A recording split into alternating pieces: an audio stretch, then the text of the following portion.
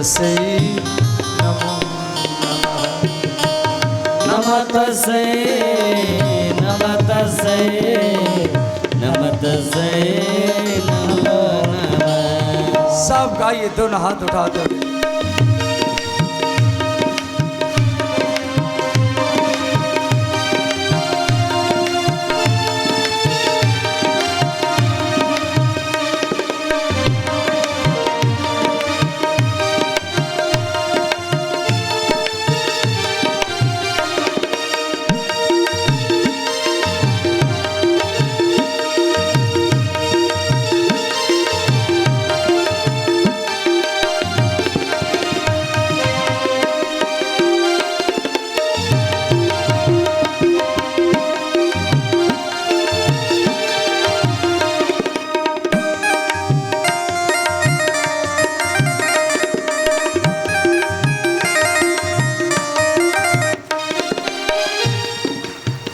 या देवी सर्वभूतेषु श्रद्धारूपेण संस्थिता नमः तस्यै नमः तस्यै नमः तस्यै नमो नमः। या देवी सर्वभूतेषु श्रद्धारूपेण संस्थिता नमस्तस्यै नमस्तस्यै नमस्तस्यै नमो नमः। नमः तस्यै नमो तस्यै नमः तस्यै नमो नमः। नमस्तस्यै नमस्तस्यै नमस्तस्यै नमो नमः। भगवती जगदम्बा जगत माता की स्तुति सब देवता कर रहे। नमो दिव्य महादेवे शिवाय सततम नमः। नमः प्रकृति भद्राय नियता प्रता स्मताम। इस प्रकार माता भगवती को देवता लोग बोले, माता आपके साथ हम चले और देवलोक की सेना आपके साथ में चले।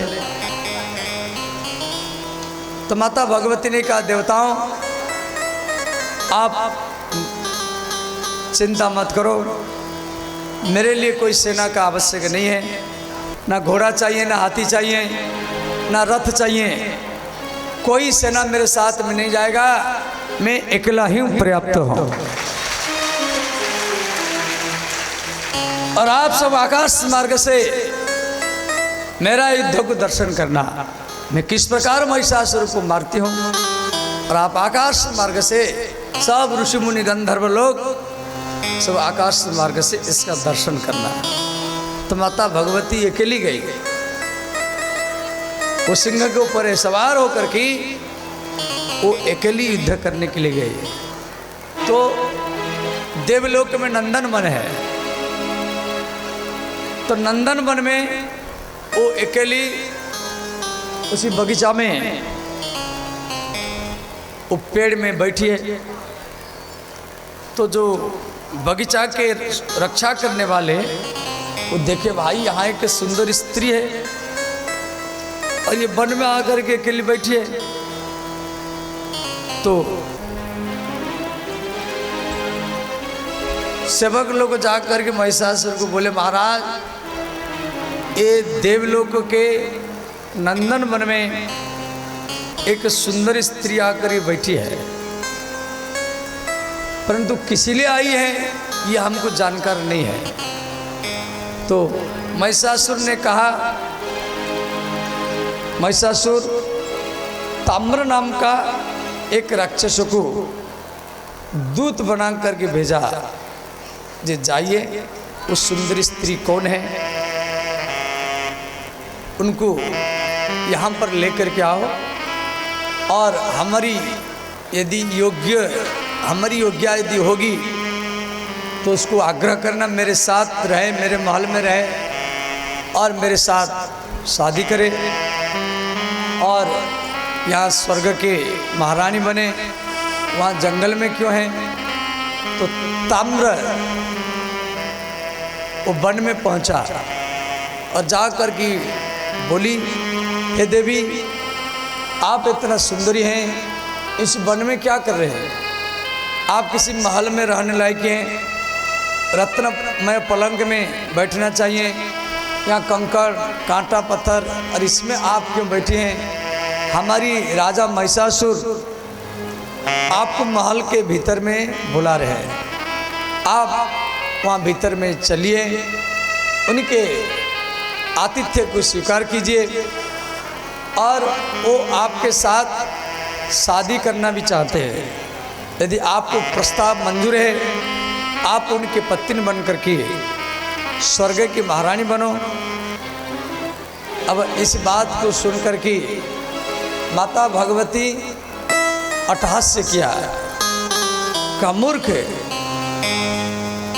मैं शादी करने के लिए नहीं आई है, मैं शादी करने के लिए नहीं आई हूँ, मैं लड़ने के लिए आई हूँ, लड़ने के लिए। तो आप अपने राजा को बोलो जो ये स्वर्गलोक को छोड़ करके चले जाए और पाताल लोक में सुरक्षित रहे, और ये स्वर्ग देवताओं का है और उन देवताओं को उसको दे दे। ये जा करके आप अपने राजा को बोलो। तो ताम्र जा करके महिषासुर को कहा महाराज, वो सुंदर स्त्री, उसकी कई हाथ है, सिंह का सवार है, वो तो आपसे लड़ने के लिए कह रहे हैं। तो महिषासुर हंसने लगा, अरे स्त्री जाती है, शायद ऐसे विनोद में बोल दिया होगा, ऐसे हंसी मजाक से बोल दिया होगा। तो महिषासुर अपने मंत्रिमंडल को बैठाया, कहा मेरे मंत्री सेनापतियों, अब इसमें क्या किया जाए? तो जो अंधकासुर ने कहा, महाराज वो स्त्री है, स्त्री का नाम अबला है, और वो आपके साथ शादी करेगी, वो मजाक से ऐसे बोल दिया है, और हम स्वयं जाएंगे, इसको समझाएंगे, और अब की बार वो मान जाएगी। तो फिर कुछ दूत गए, जा कर के बोले, हे देवी, हमारी राजा आपको पत्नी के रूप में प्राप्त करना चाहते हैं, और आप महल के भीतर में प्रवेश करो। गच्छताम्रम महाभाग उद्धाय कुतनिश्चय ताम अनाय परारोहम जित्वा धर्मेण मनिन्यनम। हे ताम्र, महिषासुर बार बार मंत्रियों को भेज रहा है। अंत में माता भगवती ने कहा, मूर्खो, मैं शादी करने के लिए नहीं आया हूं। और महिषासुर एक भैंस का बेटा है, महिषी का बेटा है, महिषी माने भैंस। तो भैंस की बेटा भैंसा, भैंसा माने महिषा, भैंसा को संस्कृत में महिषा कहा जाता है। तो एक महिषा माने के भैंसा, जो भूसा खाने वाला, चारा खाने वाला, घास खाने वाला, वो मेरा पति बनेगा। मैं लड़ने के लिए आई हूँ, उसको बोलो मेरे साथ युद्ध करना पड़ेगा, उसके बाद में वो शादी का प्रस्ताव लेकर के आएगा। पहले मेरे साथ युद्ध करना पड़ेगा, और युद्ध जीत जाएगा तभी हम उसके साथ ही शादी करेंगे। पहले लड़ना पड़ेगा। सब जितना सब सेवक थे फिर जाएगी। महिषासुर बोले, महाराज वो आपका बात को, आप जो प्रेम संदेश देते हैं वो आपको बार बार ठुकराती है, वो लड़ने के लिए बोलती है। तो अंत में महिषासुर श्री दुर्धर, दुर्मुख और बाष्कल, ये तीन सेनापति भेजा। दुर्धर दुर्मुख और भास्कर नाम के जो बड़े बड़े महारथी थे, कई कई बार इंद्र को जीते थे, और उनके साथ राक्षस सेना अब ये लड़ने के लिए माता भगवती के पास पहुंचे। तो माता भगवती को देखकर के ये पहले तो मीठे मीठे बात किए, अंत में ये हमला किए। भयंकर युद्ध चला, आकाश मार्ग से देवता लोग देख रहे क्यों माता भगवती अकेली है और ये सब असंख्य राक्षस सेना है। तो ये जितना बाण प्रहार करते थे तो माता भगवती एक बार हाथ ऐसे करती थी तो वो जो राक्षस लोग चारों ओर से लाखों लाखों राक्षस भगवती दुर्गा के ऊपर जब बाण हमला करती थी, बाण छोड़ती थी, भगवती इस प्रकार हाथ करती थी और वो बाण पलट करके और फिर उन राक्षसों के ऊपर ही गिरता था सोता, और इस प्रकार वो राक्षस मरते गए। अब ये तीनों दुर्धर, त्रिनेत्र और द्रुमक नाम के जो राक्षस थे, सेनापति थे, वो देख रहे भाई ये कोई तो मायावी देवी है, हमारी अस्त्र हमारे ऊपर गिर रहा है। तो अंत में फिर ये तलवार, त्रिशूल और इस प्रकार वज्र प्रयोग करते रहे, और अंत में माता भगवती के हाथ से ये तीनों राक्षस का मृत्यु हुआ, इनका भी राम नाम सत्य हो गया। तो सेवक जाकर के फिर महिषासुर को सारा बात बताया, संवाददाता, और महिषासुर ने क्या कहा, क्या संवाद लाए बताओ। तो संवाददाता ने कहा महाराज जिन जिन राक्षसों को आप सेनापति बना करके 3 सेनापति को आप भेजें, वो राक्षस भी मरे और ये तीनों सेनापति भी मृत्यु को प्राप्त हो चुके हैं। अब महिषासुर थोड़ा भयभीत हो गया। महिषासुर ब्रह्मा जी का बात को याद किया, अरे ब्रह्मा जी मुझे बोले थे जब आपका मृत्यु एक स्त्री के हाथ से होगा, क्या वही स्त्री तो नहीं आई? मन में से सोचने लगा। तो उस समय महिषासुर के और जो प्रधान सेनापति थे, चिखुर और असिलोमो, ये दोनों बोले महाराज आप इतना क्यों चिंतित हैं,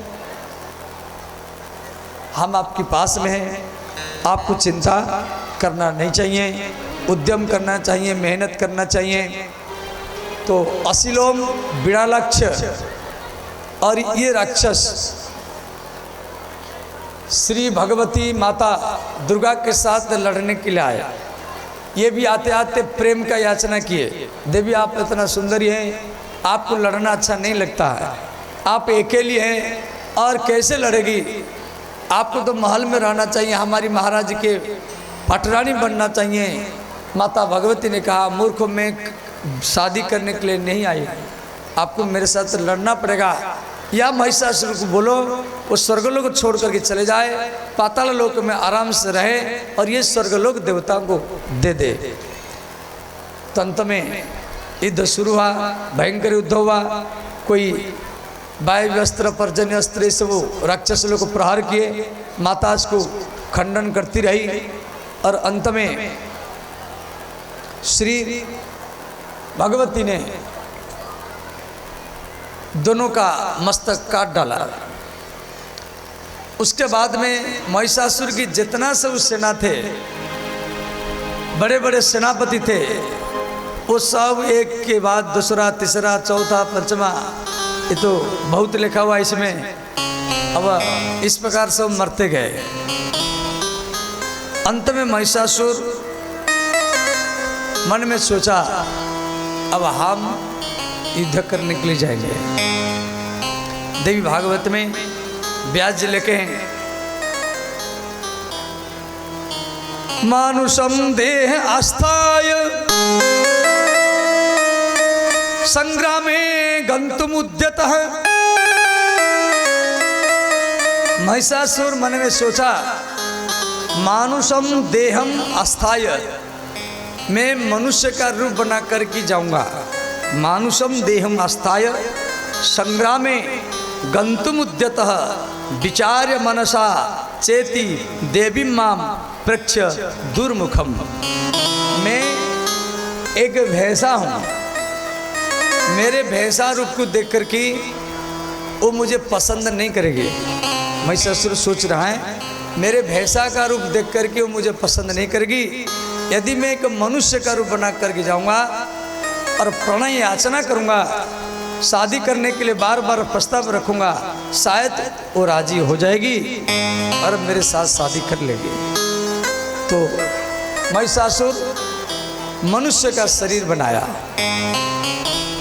और रथ में बैठा और उसका सारा मंत्रिमंडल, सेनापति, सेना, सिपाही सब लेकर के जा रहा है। तो संग्राम के मैदान में जैसे महिषासुर पहुंचा तो पहले भगवती दुर्गा को वो प्रणय का याचना किया और एक स्त्री का क्या लक्षण होना चाहिए ये वो भी बताने लगा। स्त्री को शांति का स्वरूप माना गया।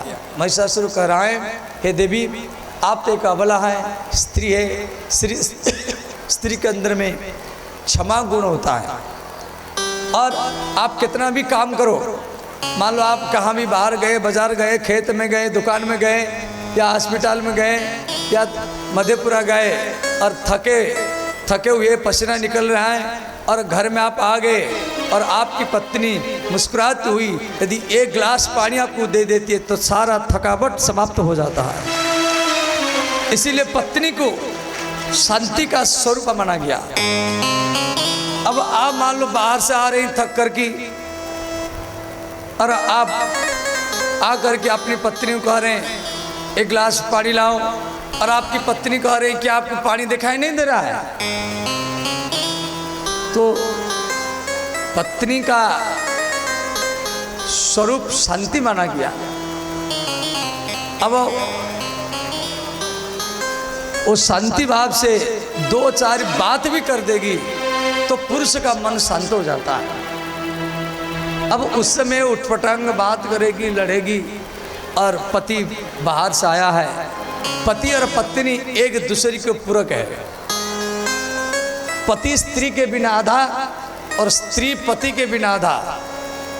किसी भी स्त्री का मन पुरुष की ओर जाएगा और किसी भी पुरुष का मन स्त्री का ओर जाएगा और दोनों पति पत्नी यदि एक साथ में हो तो दोनों का मन श्री भगवती को ओर ही जाएगा। पत्नी क्रोध करे, पति को शांत रहना है, पति क्रोध करे, स्त्री को शांत रहना है, लड़ना नहीं है। जिस परिवार में पति पत्नी का मन नहीं मिलेगा वो परिवार में हर रोज लड़ाई झगड़ा होगा और जिस परिवार में पति पत्नी का मन मिलेगा वो परिवार वैकुंठ ही बन जाएगा। देखो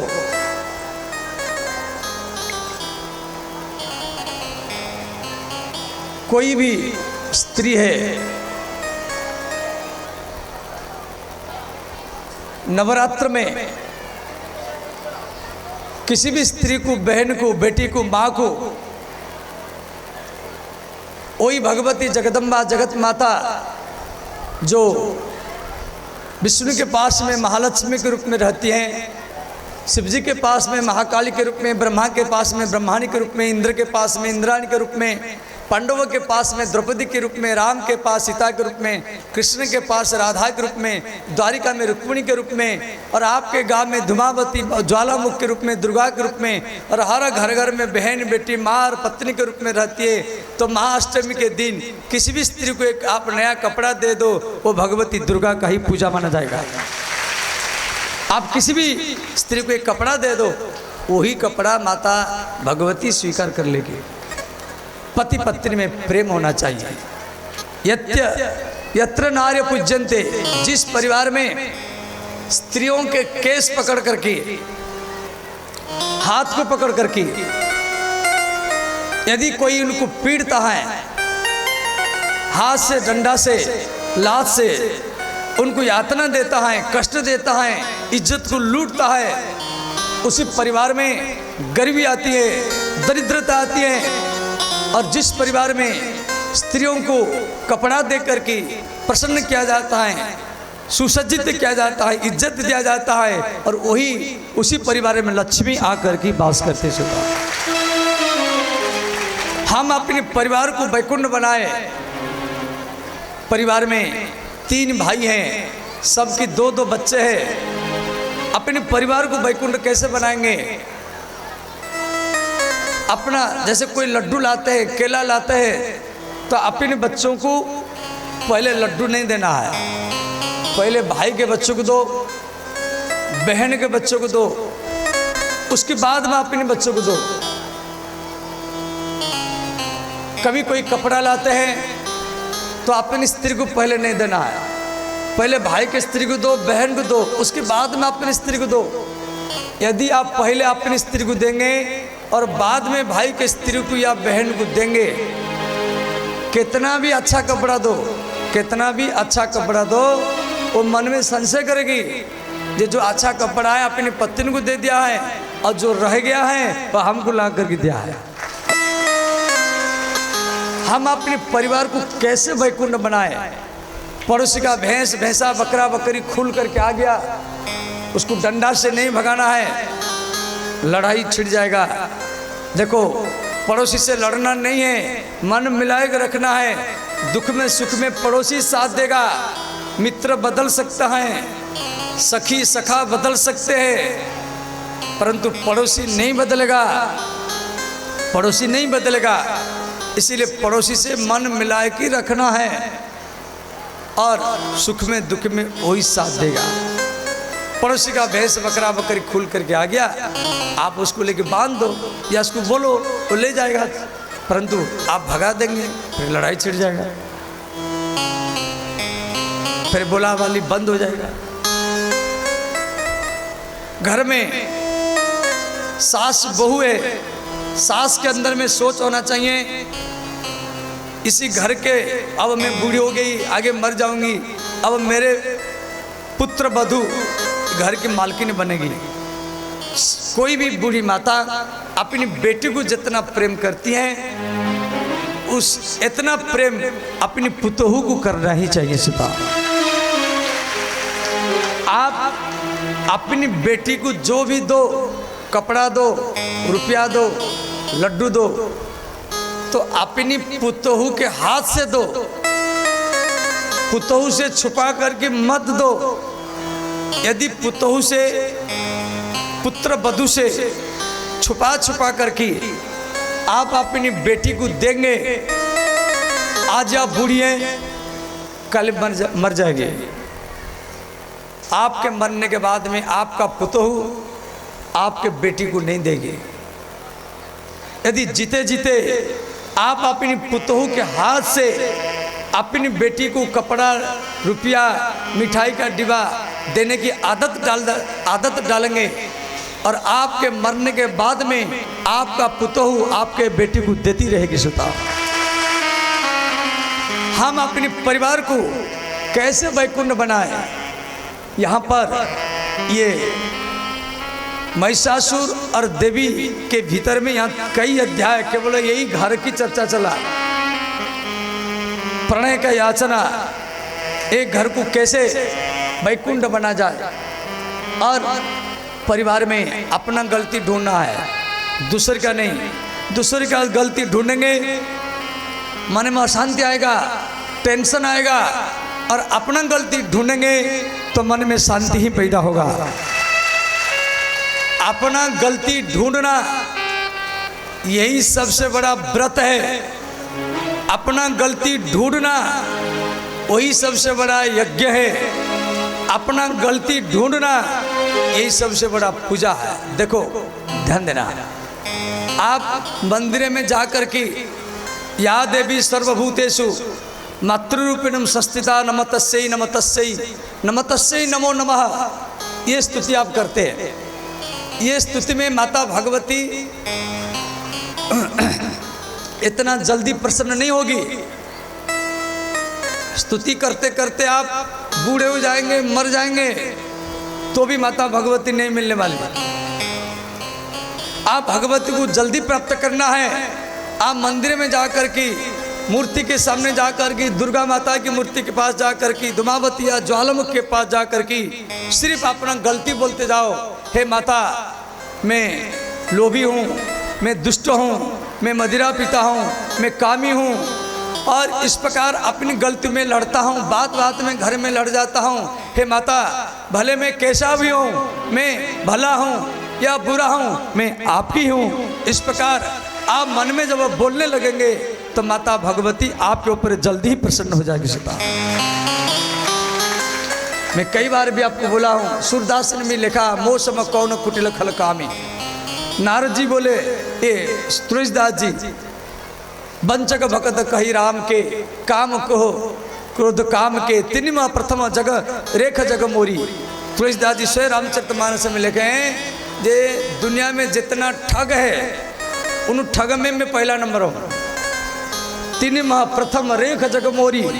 तुलसीदास जी से बात को बोल रहे हैं, माना अपना गलती को बोल रहे हैं। व्यक्ति जब अपना गलती बोलने लगेगा तब आप भगवती का बात छोड़ो, कोई भी छोटा बच्चा माता पिता के सामने जब अपना गलती बोल देता ना, माता पिता भी उसके ऊपर खुश हो जाते, प्रसन्न हो जाते हैं।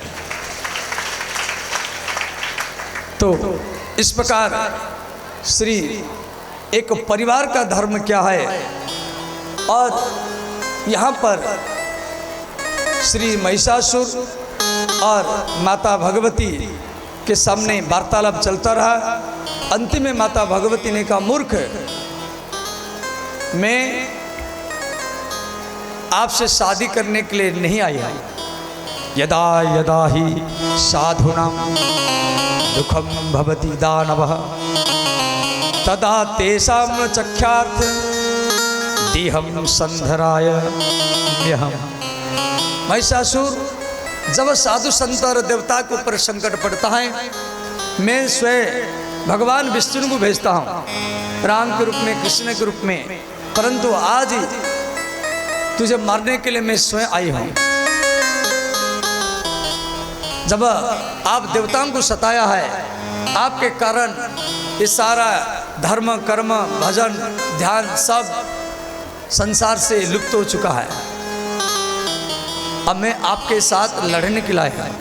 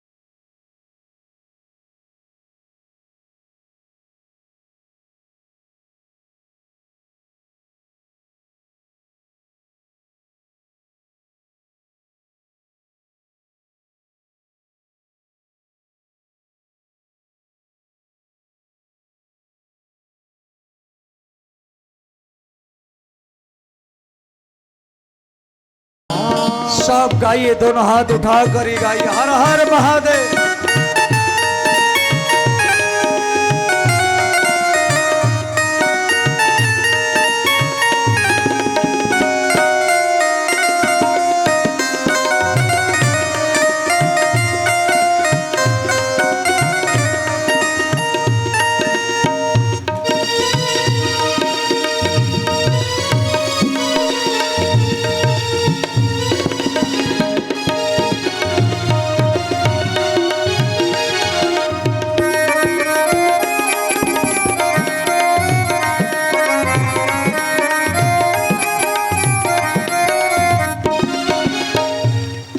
इस प्रकार अब महिषासुर और माता भगवती में भयंकर युद्ध शुरू हुआ।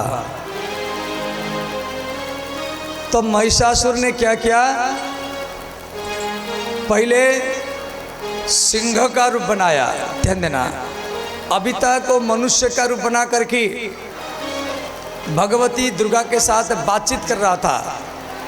पहले उस सिंह का रूप बनाया, देवी भागवत में दिया गया है, सिंहस्तु नख घाते न, सिंह का रूप बना करके और महिषासुर भगवती के सिंह के ऊपर हमला किया। उसके बाद में बैल का रूप बना करके भगवती के ऊपर हमला किया और अंत में सिंह का रूप बना करके, ये भैंस का रूप बना करके, भैंसा का, और भगवती के साथ युद्ध किया। भयंकर युद्ध चलता रहा और अंत में इतिक्त्वा चषकम हेमम गृहीत्वा सूर्या युतम, माता भगवती ने उसूरा पात्र में सोमरस पान किया। पीत्वा द्रक्षा सबम इष्टम सुलमादाय सत्वरम, हाथ में त्रिशूल लेकर के वो महिषासुर के ऊपर हमला किया और महिषासुर के छाती में वो त्रिशूल प्रहार किया। बोले श्री महिषा मर्दिनी माता की जय, भगवती मैया की जय, दुर्गा माता की जय, हर हर महादेव। अब इस प्रकार महिषासुर के मरने के बाद में देवता लोग आकाश मार्ग से माता भगवती के ऊपर पुष्प वृष्टि किए और सारा देवता लोग श्री भगवती का स्तुति किए। पहले ब्रह्मा जी स्तुति किए, फिर भगवान विष्णु स्तुति किए, फिर शिव जी किए, फिर गणेश जी, कार्तिकेय जी, इस प्रकार सब स्तुति करते गए। उसके बाद में माता भगवती मणिद्वीप में चले गई और उसका वो निज धाम है जो मणिद्वीप है, जहाँ पर केवल कुमारी कन्या ही रहती हैं और सब लाल वस्त्र में रहती हैं। इसी प्रकार जो मणिद्वीप ये भगवती का धाम है। जैसे भगवान विष्णु का वैकुंठ लोक, शिव जी का कैलाश लोक, ब्रह्मा जी का ब्रह्मलोक, उस प्रकार माता भगवती का मणिद्वीप है। ये कथा महिषासुर वध की कथा आप अत्यंत संक्षेप में श्रवण किया। अब